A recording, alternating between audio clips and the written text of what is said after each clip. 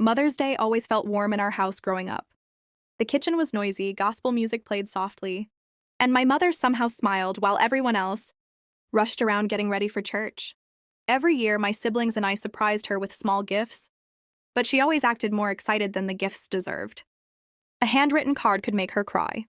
Burnt toast and instant coffee could make her laugh. Back then, I thought Mother's Day was simple: flowers, food, church, and family.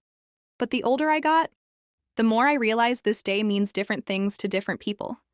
A few years ago, the day before Mother's Day, I stopped at a bakery downtown to pick up dessert for our family gathering. While waiting, I noticed an older woman sitting alone near the window. She looked elegant, but her eyes looked sad. Every few minutes, she checked her phone, smiled hopefully, then looked disappointed again. Almost an hour passed before a worker asked if she needed anything else. The woman smiled politely and said, "No, thank you, sweetheart. I'm still waiting." Later, I noticed tears quietly falling down her face as she stared at her phone. I walked over and asked if she was okay. She apologized immediately and said she was just emotional. Her name was Evelyn. We started talking, and eventually she admitted she had been waiting for her son. They planned to have dinner together before he traveled the next morning. A few moments later, her phone buzzed again. I watched her face light up with hope, then slowly fall. "He canceled," she whispered.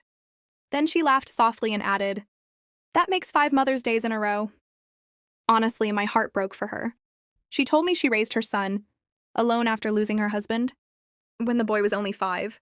She worked multiple jobs, skipped meals, and hid her struggles so her son would never worry. "When you're a mother," she said quietly, "quitting stops being an option." Before leaving, Evelyn smiled sadly and said, "The hardest part about motherhood is spending your whole life making sure your children never feel alone. Then growing old and realizing you are." Outside, rain had started falling lightly. I offered to walk her to her car, but she pointed toward the bus stop instead. At 72 years old, dressed beautifully and holding flowers she bought for herself, she was going home alone the night before Mother's Day. Before the bus arrived, she looked at me and said, "People always think there will be another chance to call their mothers later." The next morning before church, I called my mother and stayed on the phone longer than usual.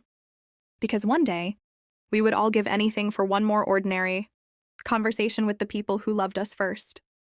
Thank you for watching. Follow for more recipes.